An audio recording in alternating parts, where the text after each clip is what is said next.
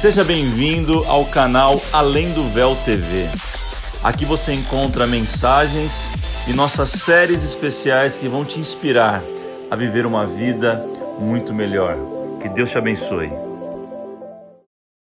Obrigado, Davis, toda a sua família, obrigado pelo carinho. Uma honra estar aqui. Eu estou com uma palavra queimando no meu coração, eu quero compartilhar com vocês. Abre aí comigo em Marcos capítulo 5. Marcos 5.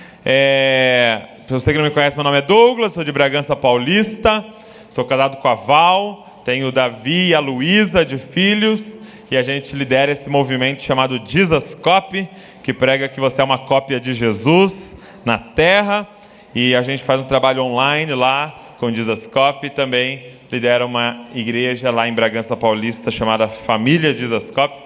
Mas conecta com a gente lá através das redes sociais, procura lá. Quem aqui já viu um vídeo do Jesus Copy? Levanta a mão assim. Se alguém não levantou a mão, chama para aceitar Jesus aqui. Brincadeira. Depois você procura lá. Marcos capítulo 5. Quem achou, diga: eu amo a Bíblia. Eu amo a Bíblia. Deixa eu abrir aqui o meu esboço. Marcos capítulo 5. Eu quero falar para vocês um pouco do que acontece quando você tem um encontro com Jesus. Pode colocar aí, se der certo, colocar o slide aí, a tela que eu mandei aí. Eu quero falar para vocês o que acontece quando você tem um encontro com Jesus. E Marcos capítulo 5 vai relatar um encontro muito inusitado de uma pessoa muito diferente aqui das Escrituras, que se encontra com Jesus. Vamos ler juntos. Marcos 5, verso 1. Chegaram ao outro lado do mar, a província dos Gadarenos.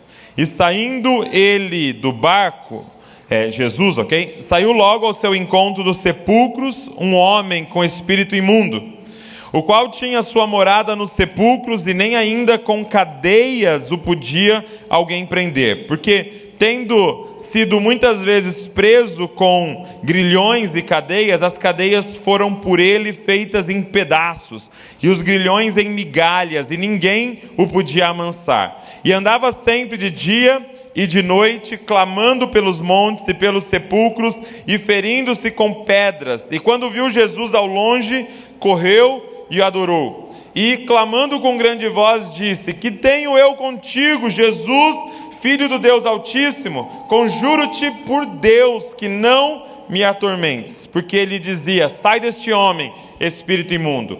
E perguntou-lhe: qual é o teu nome? E lhe respondeu dizendo: Legião é o meu nome, porque somos muitos. E rogava-lhe muito que não os enviassem para fora daquela região. E andava ali pastando no monte uma grande manada de porcos. E todos aqueles demônios lhe rogaram, dizendo: manda-nos para aqueles porcos, para que entremos neles. E Jesus logo lhe permitiu, e saindo aqueles espíritos imundos, entraram nos porcos. E a manada se precipitou por um despenhadeiro no mar. Eram quase 2.000 porcos, e afogaram-se no mar. E os que apacentavam os porcos fugiram, e anunciaram na cidade e nos campos, e saíram a ver o que era aquilo que tinha acontecido. E foram ter com Jesus, e viram endemoniado o que tivera a legião assentado, vestido e em perfeito juízo, e temeram.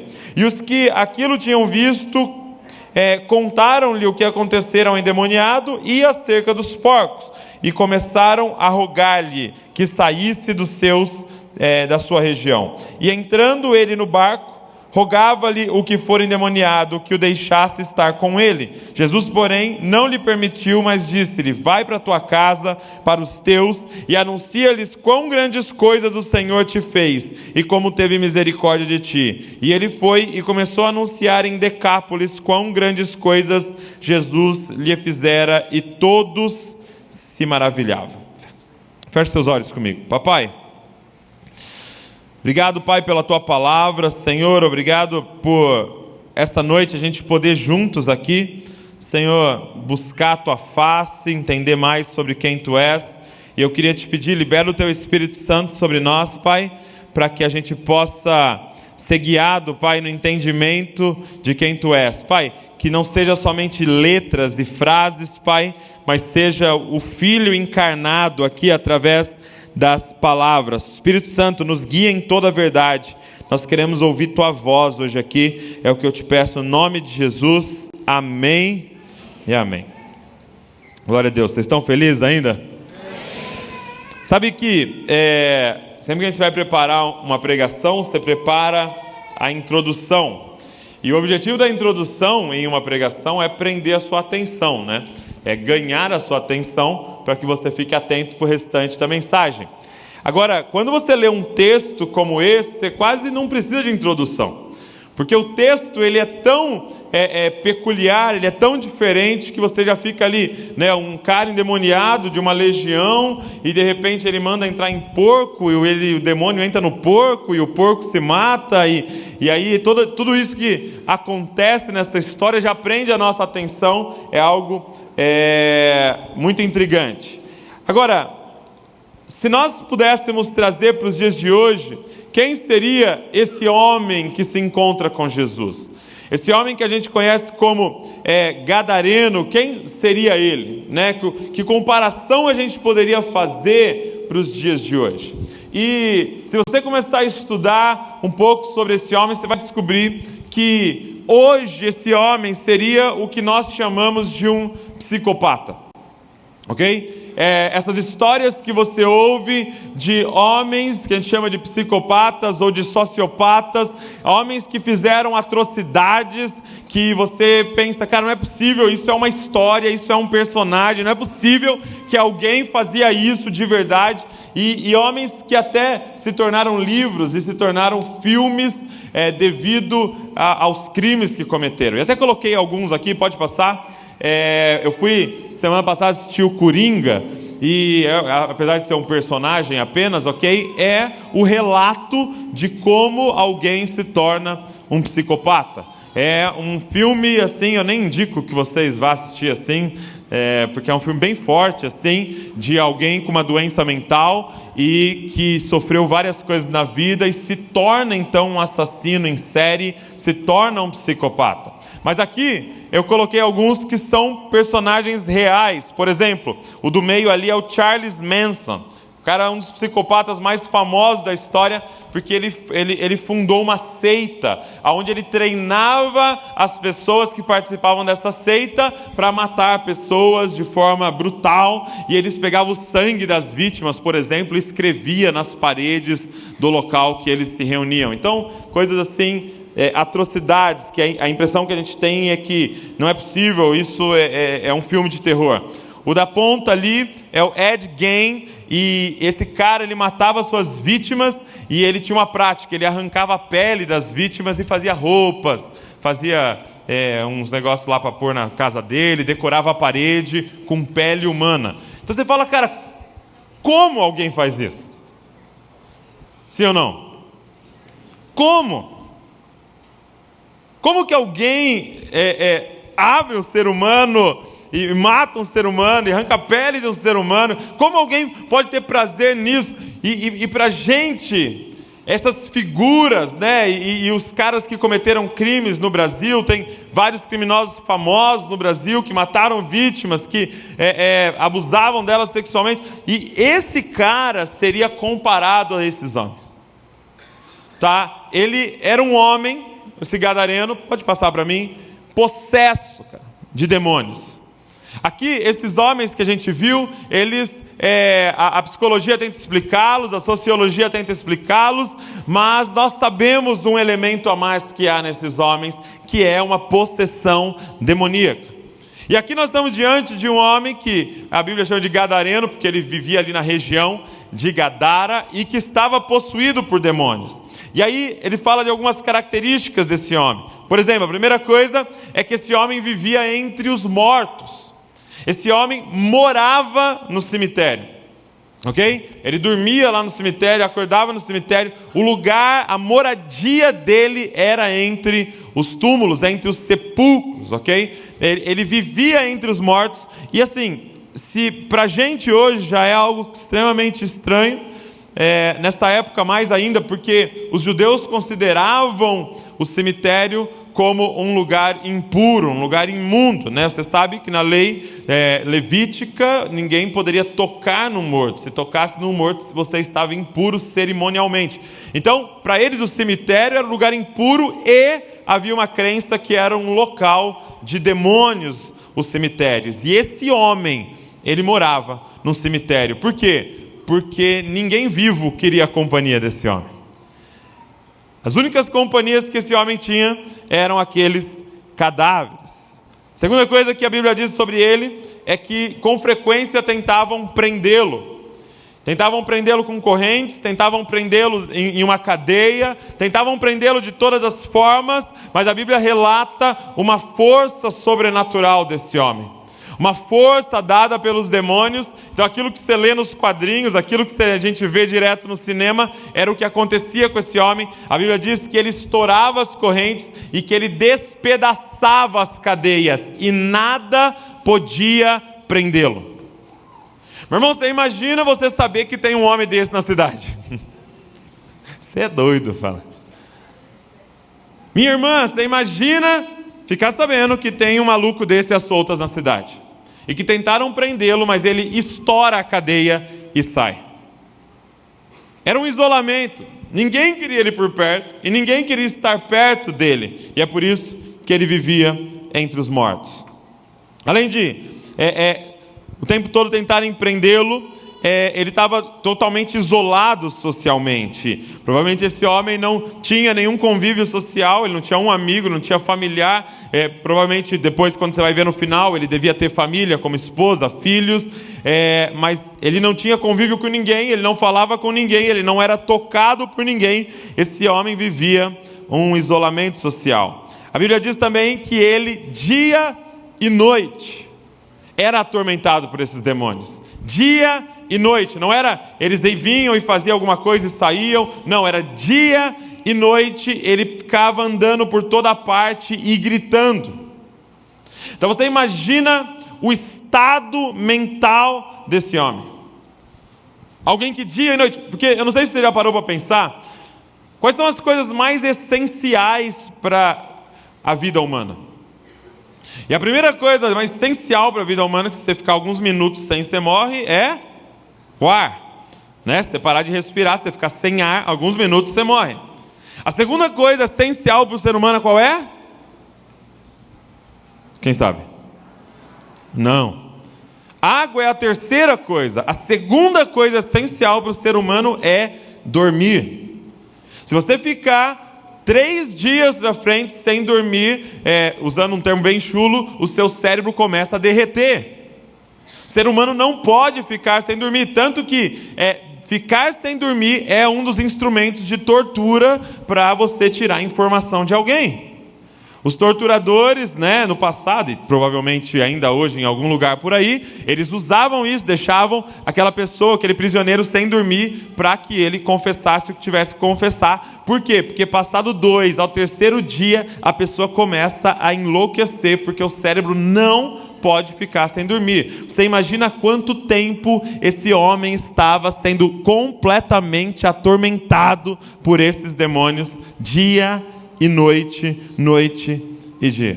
Além disso, a Bíblia diz que ele tinha o corpo todo ferido, ele se automutilava, ele pegava pedras e ele mesmo se cortava, lógico,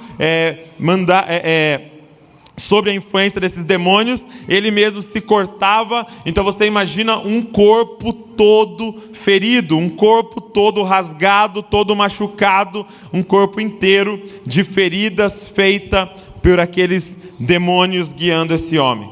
E, por último, quando você lê Lucas 8, aqui também fica uma pista, mas em Lucas fica bem claro, esse homem andava nu por toda parte. Então, ele não usava roupas, ele sempre estava nu por toda parte. E quando a Bíblia descreve que alguém estava nu, ela sim está falando literalmente que essa pessoa está sem roupa, mas nas Escrituras, a nudez muitas vezes é um eufemismo para crimes sexuais. Ok? Então, ao invés de falar que ele estuprava as pessoas, tal, porque era um termo muito forte, eles escreviam isso, estava nu. Por exemplo, no Antigo Testamento, quando disse assim, que fulano descobriu a nudez do pai, é um eufemismo para crime sexual. Então é bem provável que esse homem também era um estuprador, esse homem também era um pedófilo, esse homem cometia crimes sexuais também. Então, meu irmão, é diante desse homem que nós estamos aqui hoje. É diante daquilo que nós chamaríamos de um monstro. Daquilo que nós teríamos dificuldade de dizer, isso é um ser humano. Eu não sei como você fica quando você ouve essas notícias. Sei como você fica quando você vê um filme que é baseado num fato real. Mas é diante desse homem. E aí a Bíblia diz que Jesus com os discípulos chegam até aquela região. E aí eles estão ali, provavelmente amarrando o barquinho deles. E esse homem, lá em cima da montanha, avista os novos visitantes. Quando ele vê aqueles novos visitantes, ele deve pensar, beleza, novas vítimas, porque a cidade inteira me conhece, todo mundo corre de mim, mas esses não sabem quem eu sou, novas vítimas, e a Bíblia diz que ele começa a descer da montanha correndo, mas quando ele está correndo em direção àqueles homens, provavelmente para cometer um crime, ele vê quem está no meio deles. Ah, meu irmão, a Bíblia diz que ele avistou Jesus, e aquele que ninguém podia prender, aquele que ninguém queria chegar perto, corre e de repente faz uma coisa, se joga aos pés de Jesus, e a Bíblia diz, o adora. Deixa eu te dizer uma coisa, Jesus não está em guerra contra Satanás, Jesus não está em guerra contra os demônios. Porque para estar em guerra contra alguém, as duas partes têm que ter possibilidade de ganhar. Quem está entendendo o que eu estou falando? De repente, esse homem possesso de demônios vem e se coloca aos pés de Jesus e começa a pedir permissão para Jesus para fazer as coisas. E o que mais me intriga, cara, esse homem ele estava possesso de uma legião. O que é uma legião? Era um termo do exército. Eles diziam, está vindo uma legião de soldados. Quando eles diziam isso, era que estava vindo uma média de 6.000 soldados. Então esse homem estava possesso de 6.000 demônios. 6.000 demônios. E chegou Jesus. E 6.000 demônios têm que se ajoelhar aos pés dele e pedir permissão para fazer qualquer coisa. E eles dizem. E o que mais me intriga aqui, presta atenção, o que mais me intriga, Marcos 5 nós estamos. Se você ler Marcos 1, 2, 3 e 4, ninguém tinha entendido quem Jesus era. Os discípulos ainda não entenderam quem Jesus era nessa altura. A mãe de Jesus não tinha entendido quem ele era, o pai não tinha, os irmãos não acreditavam nele, a liderança religiosa, que eram os pastores e os padres da época, não entenderam quem ele era, e adivinha quem fala pela primeira vez corretamente quem é ele? Demônios. Ou seja, muitas vezes o demônio tem mais revelação que nós. Meu irmão, os demônios sabem quem ele é, a gente sabe. Os demônios tremem diante dele. Você tem noção de quem habita em você? Meu irmão, ou de quem em você habita? Você tem noção de que o inferno treme diante dele? Deixa eu te perguntar uma coisa, do que você tem medo? Porque não importa o que você me falar que você tem medo, isso tem medo daquele que habita em você. Você tem medo de olho gordo? Você tem medo de macumba? Você tem medo de feitiçaria? Do que você tem medo? Porque aquilo que você me falar, eu já te adianto, isso tem medo daquele que habita em você. Isso tem medo daquele que está entre nós. Porque tudo isso tem que se dobrar aos pés dele e pedir permissão para fazer alguma coisa. É isso que você vê no livro de Jó. Não é, lá, ataquei Jó. É não, posso atacar Jó. Porque eles estão a serviço do Deus Altíssimo. Quem está entendendo? Eles só fazem o que ele deixa, o que ele permite. Ele chega aos pés de Jesus, ele se dobra, aquele que estourava correntes, que despedaçava cadeias, está aos pés de Jesus. E ele diz assim, Jesus, a gente roga ao Senhor, a gente implora a você, não nos mande para fora dessa região. E o que eu queria abordar com vocês? O que você precisa entender é que existem espíritos malignos regionais. Ok? O que eles imploram para Jesus? Não nos tire dessa região. Como que dizendo, essa é a nossa jurisdição. É aqui que a gente atua. É aqui que a gente está fazendo um trabalho de destruição. Não nos tire dessa região. Você precisa entender é que existem principados, potestades, existem demônios que atuam em Santo André, que atuam em São Bernardo, que atuam em São Caetano, que atuam em São Paulo, que atuam no Brasil. E o que eu estou pedindo, cara, é que nós como igreja, nós precisamos orar pedindo um dom espiritual para Deus, que é de discernimento de espírito.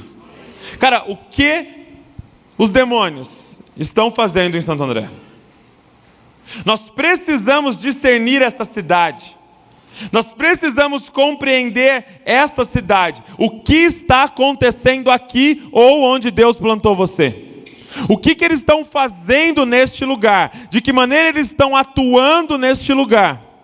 De que maneira eles estão destruindo? Qual a mentalidade que eles estão instalando de morte e destruição aonde você está plantado por Deus? Nós precisamos pedir, Senhor, nos dê discernimento de espírito, para chegar nos lugares e conseguir discernir o que o inferno está fazendo e tramando contra aquele lugar. Quem está entendendo o que eu estou falando? Ele diz, essa é a nossa região, deixa a gente aqui. A gente está fazendo um negócio aqui. Eles imploram para Jesus, não. Eles dizem, olha, não tem problema me tirar desse homem, mas não me tire dessa região. Não me tire dessa jurisdição. O que Satanás está fazendo em Santo André? Que é diferente do que ele está fazendo em Bragança. É por isso que não tem como eu fazer o seguinte, eu vim aqui na Além do Véu e falar assim, e aí David, o que você está fazendo na igreja? Aí eu falo, legal, vou fazer igualzinho em Bragança. Não dá. Por quê? Porque a batalha de Bragança é outra. É por isso que a gente não pode copiar modelo de igreja. É por isso que a gente não pode fazer coisa em série, de tudo igual. Por quê? Porque nós fomos chamados para discernir esse lugar e atuar com entendimento nesse lugar. E aí eu estou falando de Santo André, mas aí eu preciso falar da empresa que você está trabalhando. Você tem que discernir essa empresa. E aí eu preciso falar da escola que você estuda. Você tem que discernir esse lugar. Aí eu preciso falar da universidade que você estuda. Você precisa discernir esse lugar. E aí eu preciso falar da sua família. Você precisa discernir a sua casa. O que está atuando? Quais são os ídolos do coração da sua família, do seu sobrenome, da empresa que você está trabalhando, dessa multinacional, dessa cidade, dessa rua que você está? E você vai ver coisas iguais. Por exemplo, Bragança tem uma potestade de miséria em Bragança. Vou dar exemplo da minha cidade, que eu estou discernindo. Uma potestade. Gente, meu irmão, Bragança Paulista está a 70 quilômetros, e vocês estão mais perto ainda, da maior cidade da América Latina. Como uma cidade que está a 50 minutos da cidade mais importante da América Latina pode viver uma miséria? Principados e potestades, cara. E não é uma miséria somente física, é uma miséria mental. Agora, o que está acontecendo em Santo André? Quais são os principados e potestades que estão atuando nessa região? E é isso que esses demônios estão dizendo. Não nos mande para fora dessa região. E aí, quando Jesus fala isso, quando eles falam isso para Jesus, eles olham e tem uma manada de porcos. 2.000 porcos. Mano. Muito porco. 2.000 porcos ali, a galera cuidando ali dos porcos. E eles falam, cara, me deixa a gente entrar nos porcos. E Jesus dá permissão. E aí eles saem daquele homem e ele entra nos porcos. E de repente, a mancha verde é dizimada. Brincadeira, tô zoando. Você que não entendeu, a mancha verde é a torcida do Palmeiras, entendeu? De repente, 2.000 porcos se suicidam. E eles caem todos no mar e eles morrem. E hoje, 2.000 porcos valem muito dinheiro, você imagina naquela época. A economia daquela cidade era baseada nesses porcos. Tanto que você vê que não era um dono daqueles porcos, saem vários homens da cidade para ir ver o que aconteceu, que provavelmente a vila, a região ali, tinha vários donos daqueles porcos. E aí, esses porcos morrem. E por que, gente, que tem uma ênfase nesses porcos? Porque diante da lei de Deus, da lei do Antigo Testamento, era proibido um judeu manusear um porco, trabalhar com porco e principalmente comer carne de porco. Para a lei de Deus, aquele animal era impuro e não deveria ser criado pelo povo de Deus. Então o que está sendo enfatizado aqui? Jesus estava numa cidade onde a economia era baseada na quebra da lei de Deus. Quem está entendendo? O comércio era baseado na quebra da lei de Deus. Agora deixa eu te falar uma coisa, quando Jesus chega num lugar, meu irmão, ele começa a mexer com a economia desse lugar. Ele começa a mexer com a corrupção desse lugar. Ele começa a mexer com a sujeira deste lugar. Se Jesus, gente, pensa comigo, Jesus curava. Jesus libertou esse psicopata em 10 minutos. Jesus então libertava, Jesus pregava amor, Jesus era manso, Jesus era generoso. Por que alguém mataria esse cara?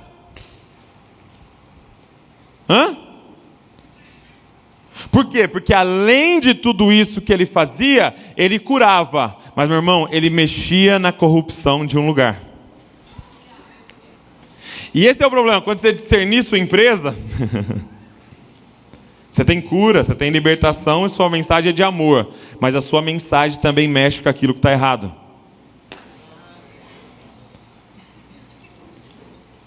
E é por isso que ele falou: bem-aventurados sois vós, quando vocês forem perseguidos por causa da justiça, por causa do meu nome. Porque aonde ele entra, meu irmão, santidade entra naquele lugar. Aonde a luz entra, as trevas têm que sair. Ele mexe com a economia de um lugar. E aí de repente, esses homens saem. E esses homens vêm até para ver o que tinha acontecido. E para mim tem um versículo que mexe muito comigo, que é o versículo de número 16. Olha só o que diz sobre esses homens. E os que aquilo tinham visto, os que estavam cuidando dos porcos, contaram ao pessoal da cidade o que aconteceu ao endemoniado e aos porcos. Ok? Então os caras relataram, os caras foram testemunhas. Eles viram o endemoniado sendo liberto e eles viram os porcos morrendo. E de repente a cidade vem e vê um psicopata criminoso agora completamente liberto, curado, como um pai de família ali. E ele vê o que aconteceu aos porcos. E aquela cidade precisa fazer uma escolha. Vamos celebrar a libertação de um homem, a cura de uma família, ou nós vamos murmurar terem mexido nas nossas coisas? E o que eu escrevi aqui? Essa cidade era uma cidade que amava mais porcos do que gente. O que esses demônios, o que esses principados e potestades conseguiram instalar naquele lugar? Nós estamos diante de uma cidade que amava mais porco do que gente, que amava mais coisa do que gente, que amava mais a corrupção dele do que pessoas. Lembra de alguma cidade? Sim, não? Lembra de alguma sociedade? Meu irmão, quando Jesus entra num lugar, as prioridades têm que virar de ponta cabeça, cara. Quando Jesus entra num lugar, gente tem que valer mais que coisas. Quando Jesus entra num lugar, gente vale mais que carro. Quando Jesus entra num lugar, gente vale mais que sofá. Quando Jesus entra num lugar, criança vale mais que tapete. O que você ama mais? Gente ou coisa? Gente ou coisa? E é fácil a gente saber. Por exemplo, quem tem mais de um filho aqui? Levanta a mão. Quem tem mais de um filho? Eu tenho 2, né? Luiz e o Davi. Então imagina, o Davi vai e dá um arranhão na Luísa. Entendeu? Os dois brigando ali, um tentando pegar não sei o que do outro, aí o Davi dá um arranhão nela. Um arranhãozinho aqui, ó. Quão bravo você fica quando isso acontece? Quão duro você é quando isso acontece? Né?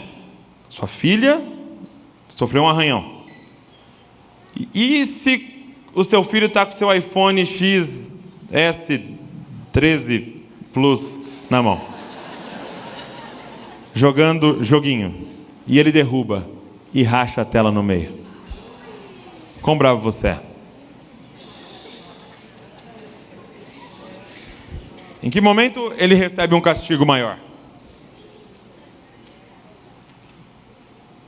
Qual é pior? É o arranhão que ele deu no braço dela ou ele riscar seu carro?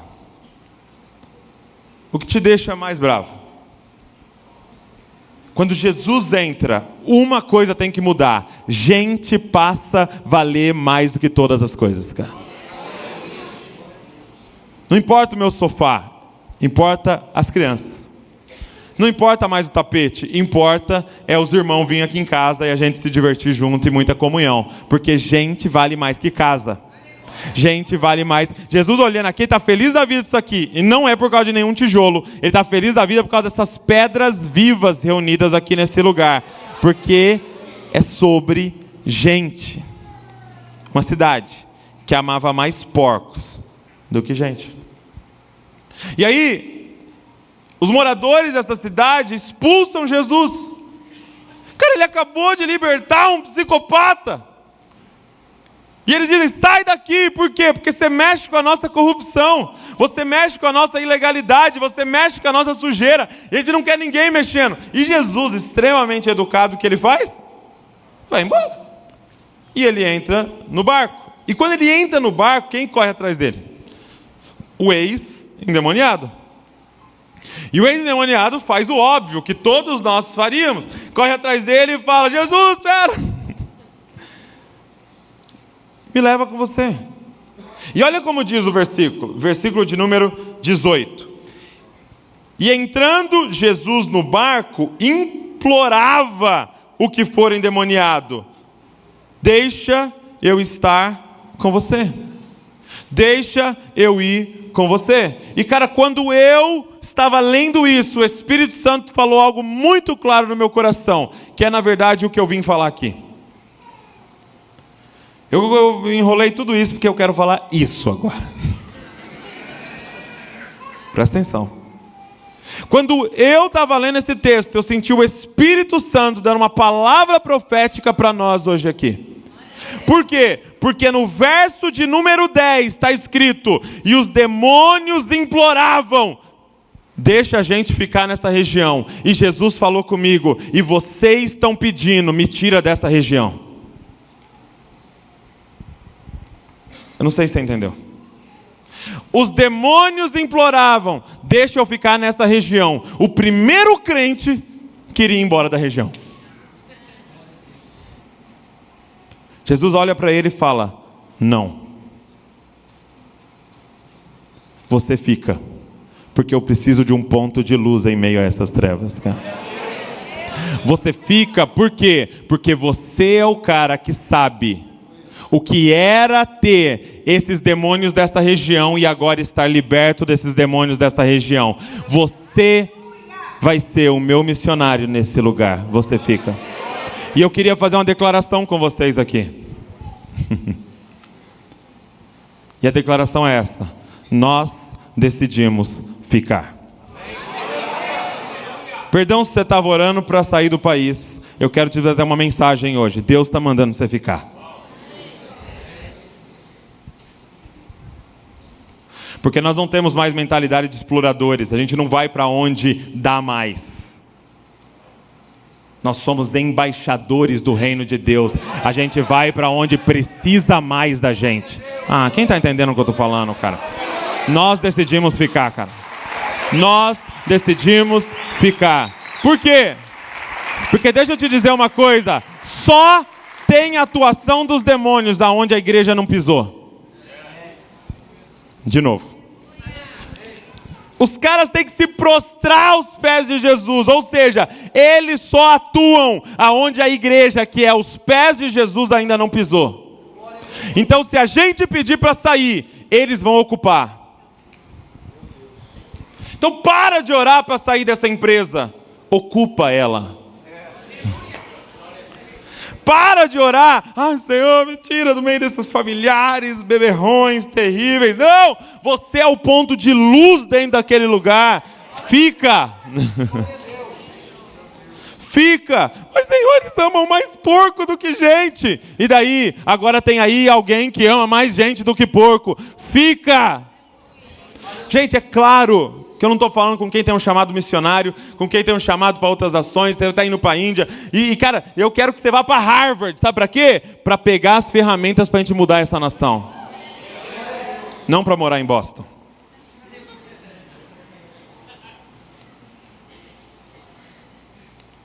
Nós decidimos ficar, cara. Porque Deus nos colocou nesse lugar e nós vamos mudar esse lugar. Se for para sair, que seja para achar a ferramenta, para voltar aqui e a gente mudar esse lugar. Quem está disposto a amar Santo André, cara? A falar, eu amo esse lugar, Deus me colocou nesse lugar, não foi à toa, foi para um tempo como esse que você foi criado e existe, porque Deus quer revolucionar esse lugar, cara. Se a gente sair, eles vão ocupar. Deixa eu te dizer uma coisa, nós saímos, nós imploramos, Jesus, nos tira da moda. Eles ocuparam a moda. Nós imploramos, Senhor, nos tira do cinema. Eles ocuparam o cinema.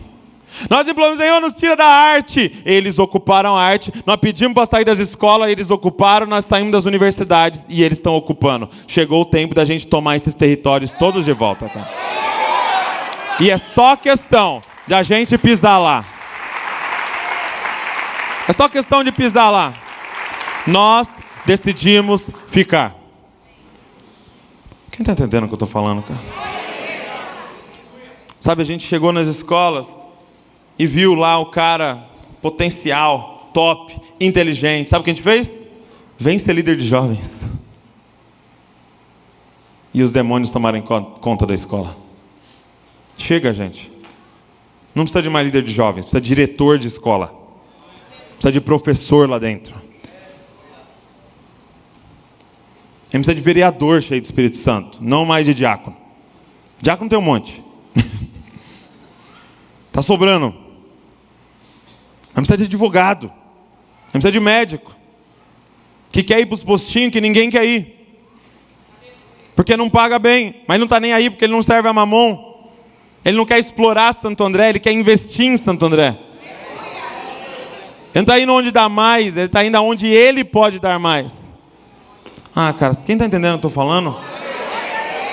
Deixa eu ir com você, Jesus, quero crescer em teologia. Não, já tem teologia suficiente. Vai. Curso de 15 minutos de seminário ali.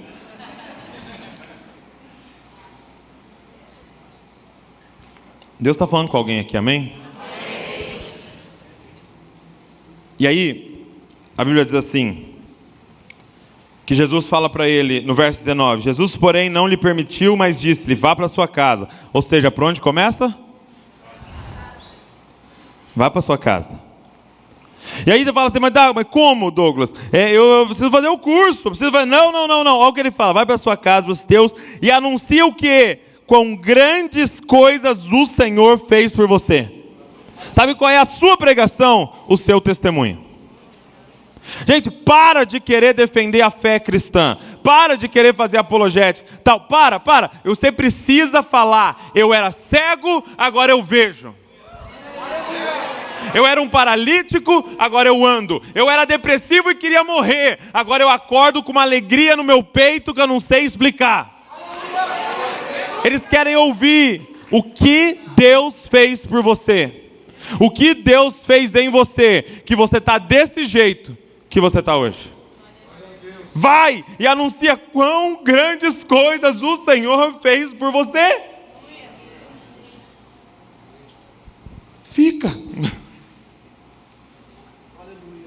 Fica na festa da família, mas Douglas, eles bebem pra caramba. Fica.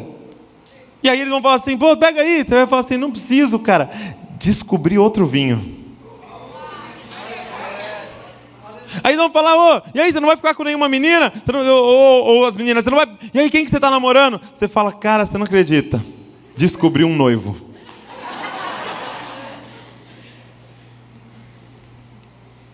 Fuma. Estou em outra viagem. Não preciso de mais disso, cara. Estou bem, estou completo, estou cheio, estou feliz, estou alegre. Fica, cara. E só fala. Só conta o que Ele está fazendo no seu casamento. O que Ele está fazendo na sua família. E na família, gente, tem vezes que é só mostrar seus filhos, ó. É o testemunho, cara. É o testemunho. É só chamar para vir na sua casa. Vem aqui, um jantar em casa. E você vai ver o que é sentar numa mesa do céu. Fica. E anuncia o que Jesus fez por você. E ele diz assim, olha, anuncia quão grandes coisas o Senhor te fez e como teve misericórdia de ti. A sua pregação é a graça, cara. A sua pregação é eu não merecia e olha o que Ele fez por mim. Eu não merecia e olha o que Ele fez por mim. Eu não merecia, eu era isso, e Ele me achou, Ele me alcançou. Eu não me consertei e achei Ele. Ele me achou, me aceitou do jeito que eu estava e mudou a minha vida. Cara, minha pergunta é, como pode? Passa para mim, a lista do Gadareno lá, o penúltimo, a lista do Gadareno. Como pode Jesus encontrar essa lista? Como pode Jesus estar diante daquele que ficava entre os mortos, vivia em cemitério? Como pode ele estar de alguém que merecia ser preso, que ninguém queria estar perto dele, que era atormentado dia e noite, que tinha um corpo todo ferido e mutilado, que estava completamente nu? Como pode Jesus encontrar um cara com essa lista e libertar ele em 10 minutos? E você que está nos visitando aqui, talvez, você que é um amigo do cristianismo, ainda não entregou sua vida, deixa eu te dizer uma coisa, talvez dê a impressão de que o nosso Jesus joga as coisas para baixo do tapete. Aí você fala assim, pô, o cara deve ter matado gente, estuprado mulher, abusado das pessoas e agora, nova vida. E esse passado? E deixa eu te adiantar uma coisa, Deus não joga nada para baixo do tapete. Nada. Nada vai ficar impune. A graça não é Deus jogando as coisas para baixo do tapete. Por quê? Que Jesus pôde chegar diante desse homem e libertá-lo em 1 minuto. Por que Jesus pôde dizer para ele, sai, e ele estava agora completamente são, vestido, e voltando para sua casa para cuidar da família de volta? Como Jesus pôde fazer isso? Por que ele pode fazer isso hoje aqui? Por um motivo. Porque essa lista agora não pertencia mais ao Gadareno. Essa lista agora, pode passar, é sobre ele. Ele pode dizer para esse cara, sai do meio dos mortos. Por quê? Porque eu vou para o meio dos mortos no seu lugar. Ele pode olhar para esse cara e falar: cara, você não vai mais ficar preso. Por quê? Porque eu vou ser preso no seu lugar. Eu tomo as suas correntes sobre mim. Ele pode olhar e falar: você pode voltar ao seu convívio social. Por quê? Porque todos vão me abandonar, porque agora eu tomo o seu lugar. Ele pode dizer: você pode voltar a dormir em paz, porque eu vou ser atormentado dia e noite no seu lugar. Ele pode dizer: agora o seu corpo vai sarar. Por quê? Porque as minhas feridas irão sarar você. Cada ferida do seu corpo agora é minha. Eu tomo sobre mim os seus ferimentos. E ele pode dizer: pode se vestir, porque eu vou ser exposto completamente nu na cruz do Calvário. Eu vou tomar a sua nudez sobre mim, para que você possa voltar ao seu convívio. Nada vai ficar impune. Ele puniu todas as coisas que aquele gadareno fez na cruz do Calvário em Cristo Jesus. A graça não é ele jogando nada para baixo do tapete. A graça é ele tomando o nosso lugar, cara. O lance é que essa lista não era mais do gadareno, essa lista agora é dele. E o que ele está dizendo? Fica porque eu preciso de alguém que seja um megafone da minha graça. Fica e sai falando por toda parte: eu era isso, mas ele tomou sobre ele toda a minha lista e me deu a lista dele. Agora eu sou santo, agora eu sou digno, agora eu sou filho de Deus. Ele quer trocar de lista com você. Ele está falando: joga sobre mim. O que você está passando? Joga sobre mim. O que você fez? Coloca sobre mim. Eu pego o seu pecado e te entrego a minha justiça. E eu só te peço uma coisa: fica e anuncia para todos o que eu fiz na sua vida. Vira um megafone da minha graça. Vira um atalaia. Vira um pregador dos telhados, gritando por toda parte. Esse é quem eu era. Mas um dia, um barco parou. E desceu um homem que tomou sobre ele toda a minha vida.